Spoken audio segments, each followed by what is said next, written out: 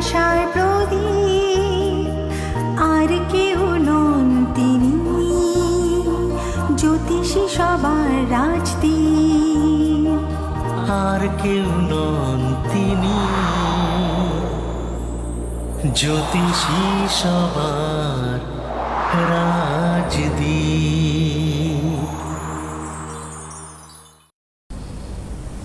নমস্কার, সৌভাগ্যের খোঁজে অনুষ্ঠানে আপনাদের সকলকে স্বাগত। আজ আমাদের সঙ্গে এই অনুষ্ঠানে রয়েছে বাকসিদ্ধ মাতৃ সাধক জ্যোতিষ শ্রী রাজদীপ শাস্ত্রী। দাদাকে অনেক অনেক স্বাগত জানিয়ে অনুষ্ঠান শুরু করব। এবং আজকে মূলত আমরা যেই বিষয়টি বেছেছি একবার আপনাদের শুরুতেই জানিয়ে রাখবো যে রবির বছরে শনির কি প্রভাব, দাদার থেকে শুনবো।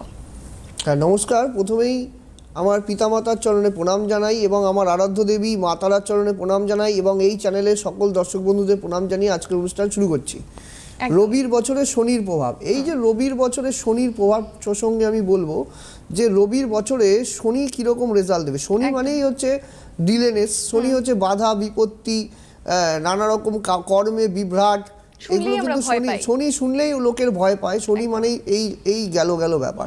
আবার রবি মানে আশা আকাঙ্ক্ষা, চাকরি, প্রতিপত্তি, সম্মান, রাজনৈতিক স্তরে বড় ব্যক্তিত্ব, প্রশাসনিক লেভেলের বিখ্যাত ব্যক্তি, এগুলো কিন্তু রবি ইন্ডিকেট করে। রবি মানে ব্যাংক বিভাগ, প্রশাসনিক বিভাগ, এগুলো কিন্তু রবির জায়গা থেকে কিন্তু ইন্ডিকেট করে। তো বছরটা তো শনির বছর, রবির বছর, সকলেই জানেন। তো আর এই সময় কিন্তু শনি কিন্তু বসে আছে মীন রাশির ঘরে। এই যে মীন রাশির ঘরে শনি গোচর করছে এবং বর্তমানে কিন্তু শনি মিনে আছে, আস্তে আস্তে কিন্তু মেষের দিকে অগ্রসর হবেন।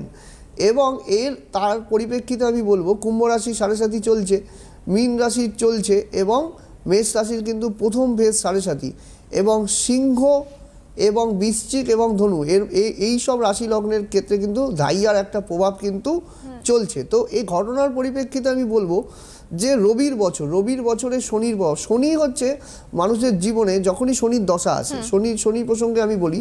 প্রথমে শনির দশা যদি আমি ধরি, শনির দশা হচ্ছে 19 বছরের একটা মহাদশা। শনির যদি সাড়ে সাতই ধরি, সেটা হচ্ছে 7.5 বছরের একটা ফেজ। এবং শনি এক এক রাশিতে 2.5 বছর করে অবস্থান করে, কম বেশি সকলেই জানেন।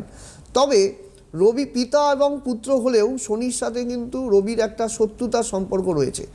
এবং এই যে শত্রুতার সম্পর্ক রবির সাথে শনির, যাদের হরোস্কোপে শনি ডিস্টার্ব রয়েছে, শনি অশুভ নক্ষত্রে বসে আছে, শনি হচ্ছে মঙ্গলের সাথে কানেকশান করে আছে, শনি রাহু শ্রাপিত দোষ রয়েছে, এই সমস্ত জায়গাগুলি তৈরি হয়ে থাকে। শনি যদি ডিগ্রিগত দিক থেকে নবাংশে এগুলো জায়গায় যদি শনি খারাপ অবস্থায় থাকে, সেক্ষেত্রে কিন্তু শনির দশায় মানুষের জীবনে বা শনি সাড়ে সাথীতে মানুষের জীবনে কিন্তু কষ্ট, দুর্ভোগ এবং লাঞ্ছনা, হতাশা, চাকরিচ্যুত হয়ে যাওয়া এবং বিশেষ করে গুরুজন হানি ঘটা, এটা কিন্তু আমরা দেখতে পাই। এবং এই যে শনি সাড়ে সাতির সময় যখনই আমরা এই সমস্ত ঘটনাগুলি দেখতে পাই, তার আগে থেকেই কিন্তু আমরা বলে দিই যে অভিজ্ঞ জ্যোতিষীর কাছে এসে তার প্রতিকার পরামর্শগুলি গ্রহণ করা। তবে আমি একটা কথা বলবো, রবির বছর এই বছরে কর্মসংস্থানের দিক থেকে শুভ। এবং আমি আগেই বলে গেছি এই 2026 সাল কেমন যাবে, 2027, 2026 নিয়ে অনেক প্রেডিকশান আমি করে গেছি।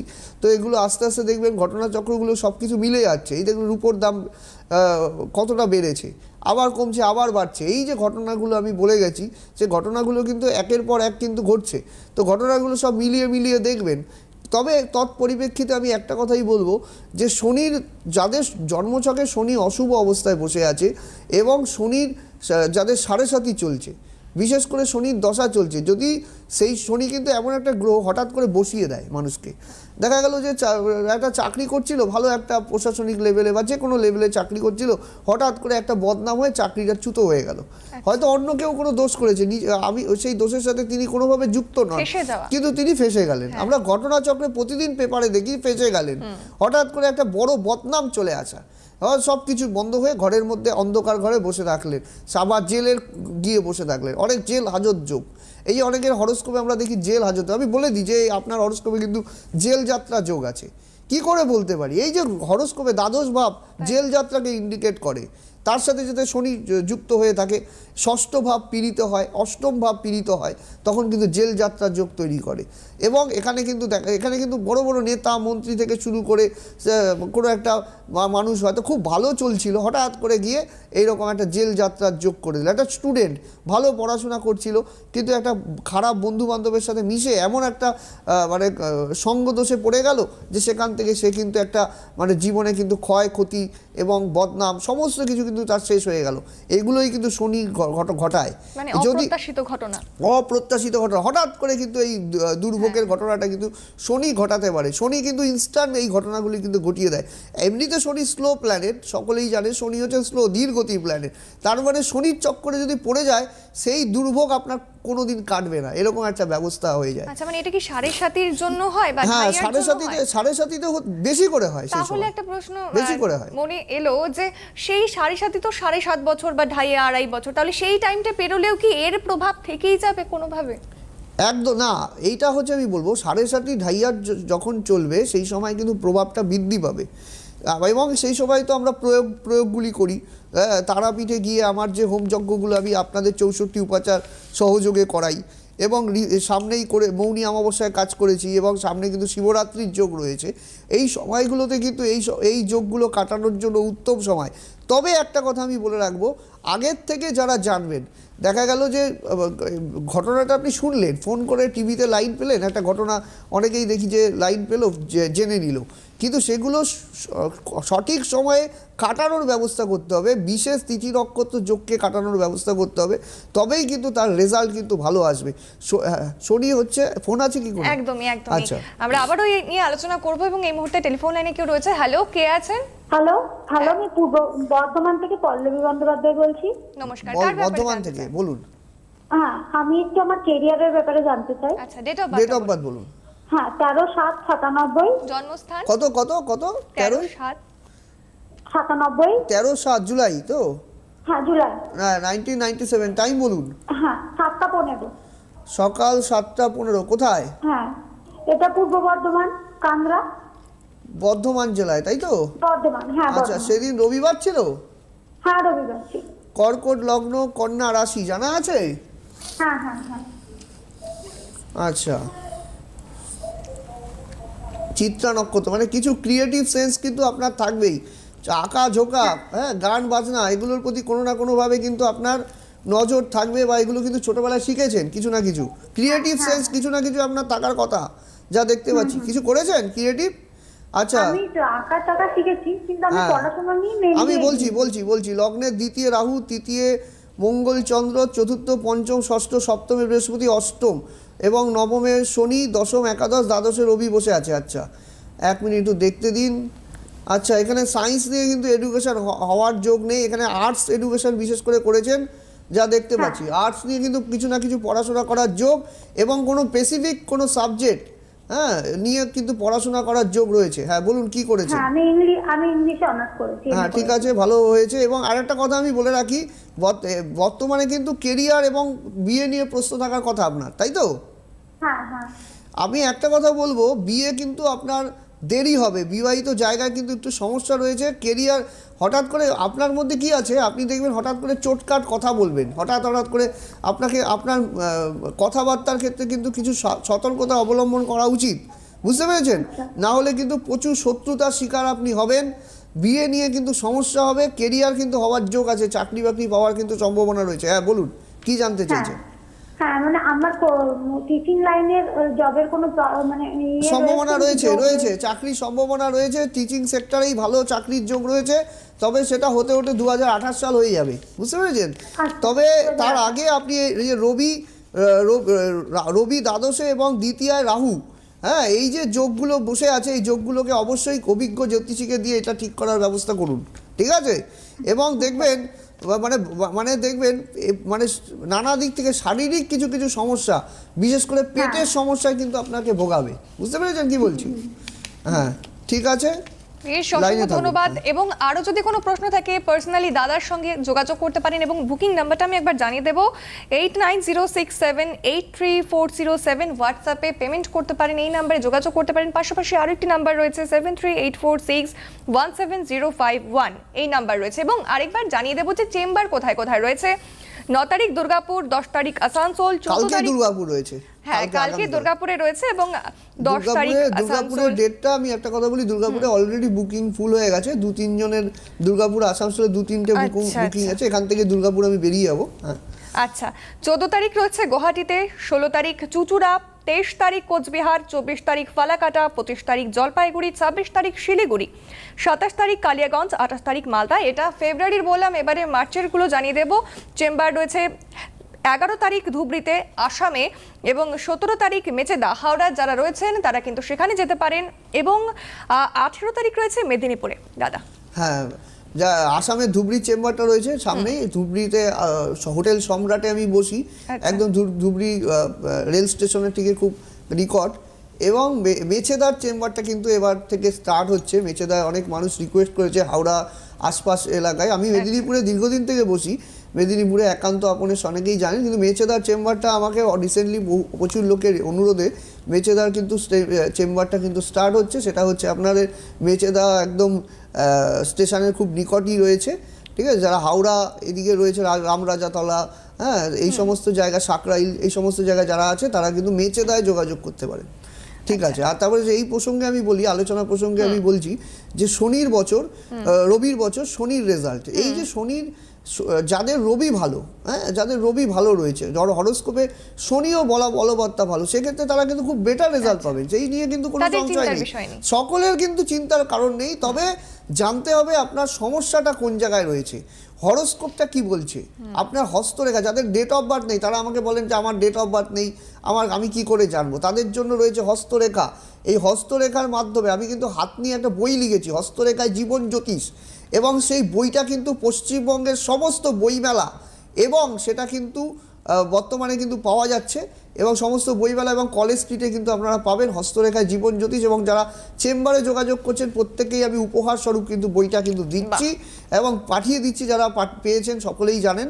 তো ঘটনাটা হচ্ছে হস্তরেখার মাধ্যমে যাদের ডেট অফ বার্থ নেই, বন্যায় হারিয়ে গেছেন, টাইম ঠিক বলতে পারছেন না, তারা যদি চেম্বারে যারা যোগাযোগ করলে, তবে সেক্ষেত্রে কিন্তু হস্তরেখার মাধ্যমে বিচার করলে কিন্তু পুঙ্খানুপুঙ্খ বিবরণ কিন্তু হাতের রেখার মাধ্যমে দেখা সম্ভব। হাতের মধ্যে চন্দ্রমা থাকে, হাতের প্রত্যেকটা হাতের মাউন্ট থাকে, এই যে মাউন্টের যে অবস্থানগুলো থাকে তা দেখে কিন্তু প্রত্যেকটা মানুষের সম্বন্ধে বলা যায়। তার হরোস্কোপে কী করে, মানে হাতের মাধ্যমে বলা যায় কবে অর্থ আসবে, কিভাবে তার জীবনে উন্নতি হবে, কোন গ্রহটা খারাপ রয়েছে, কোন গ্রহের আমাদের কিছু ধ্বংসাত্মক গ্রহ রয়েছে, কিছু ধ্বংসকারী গ্রহ রয়েছে, কিছু আবার সৃষ্টিকারী গ্রহ রয়েছে। এই যে গ্রহগুলো রয়েছে, কোনগুলো গ্রহগুলি ভালো রয়েছে, কোনগুলি আপনার জীবনে উন্নতি করতে পারে, সৌভাগ্য কারক গ্রহ রয়েছে।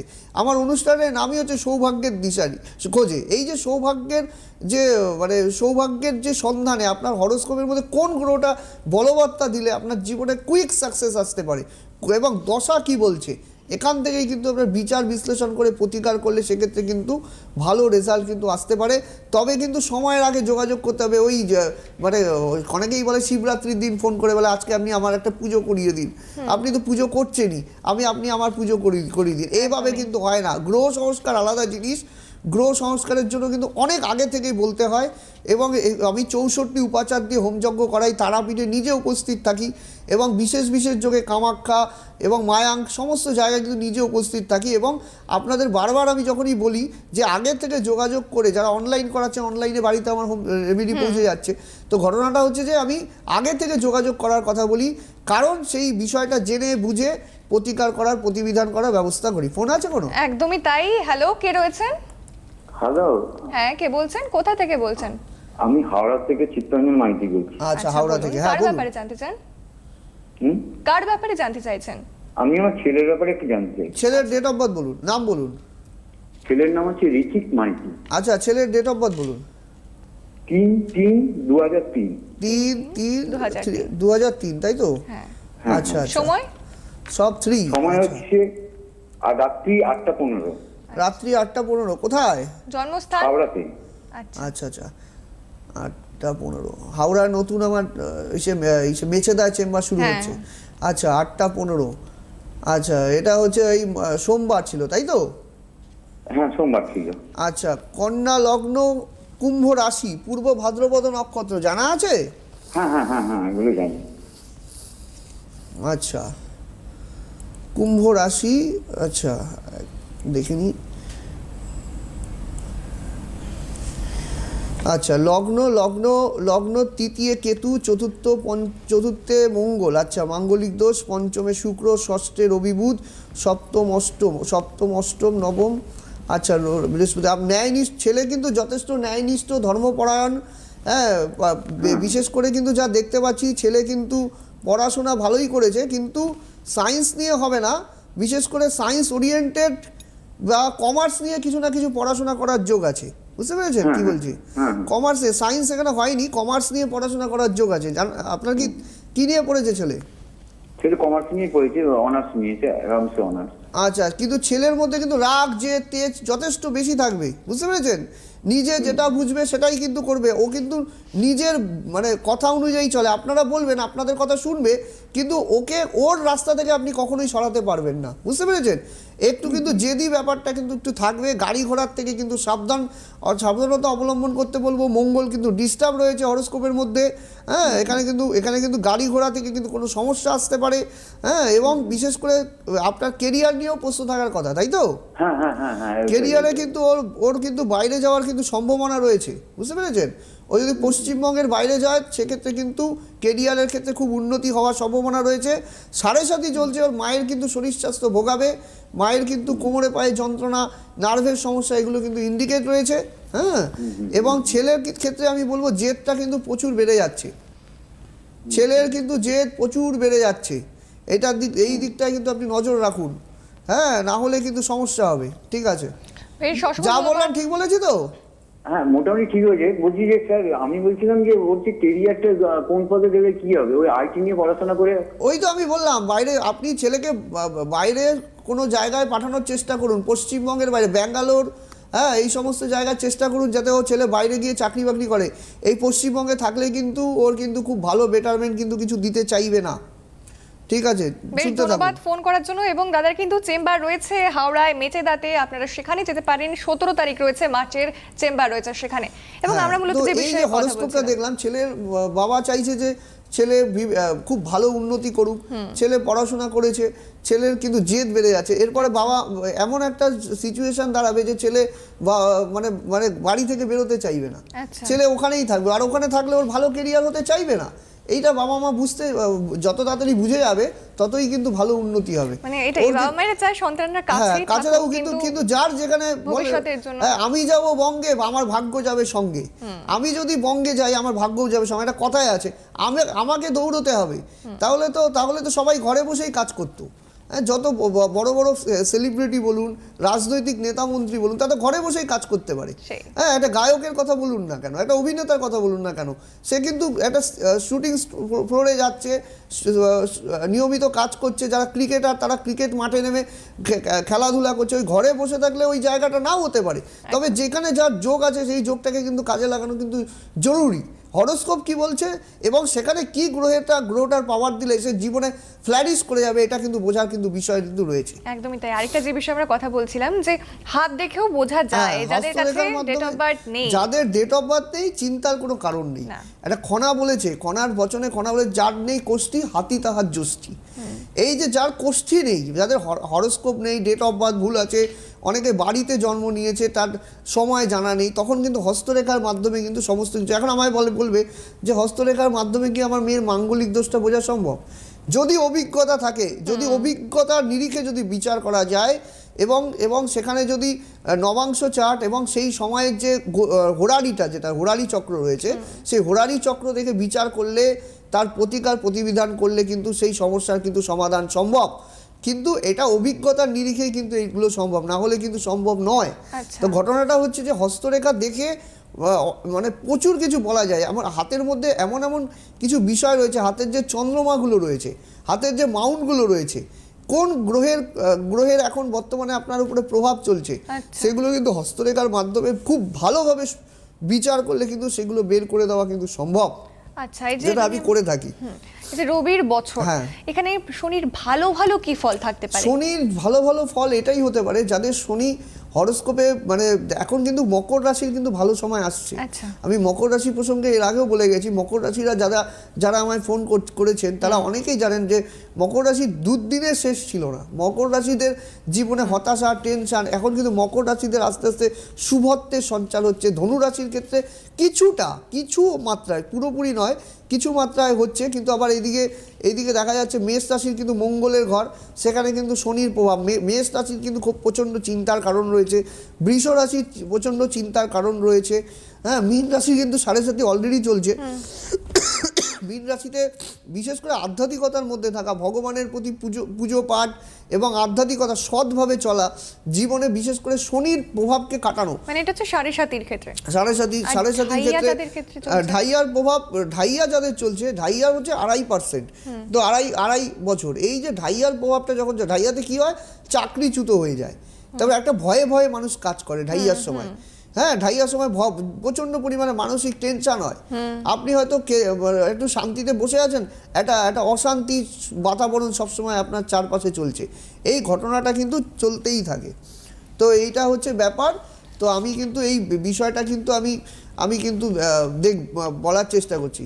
আচ্ছা, তো কোনো ফোন রয়েছে কি? আচ্ছা, তো ঘটনাটা হচ্ছে যে বিশেষ করে মানুষের জীবনে আমি আলোচনা বলছি যে ফোন মনে হয় নেই, ফোন কেটে গেছে, তাই তো?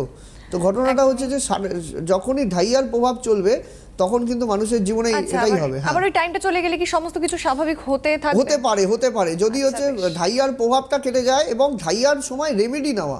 হ্যাঁ, শনির আরাধ্য দেবী মা দক্ষিণা কালী প্রয়োগ করা। আলোচনা আরো জানবো। এবং টেলিফোন লাইনে কেউ রয়েছে। হ্যালো, কে আছে?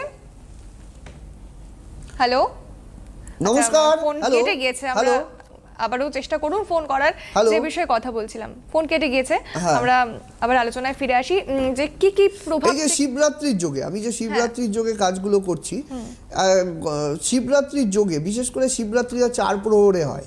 হ্যাঁ, শনি হচ্ছে ভগবান শিবকে কিন্তু শনিদেব গুরু হিসাবে বরণ করেছিল।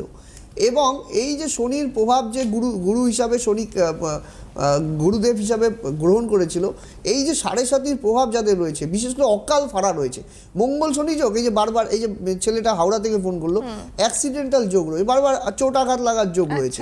এই রকম যোগগুলি যখন তৈরি হবে তখন কিন্তু এই যে উত্তম সময় হচ্ছে এই মহাশিবরাত্রির যোগে কাজ করানো।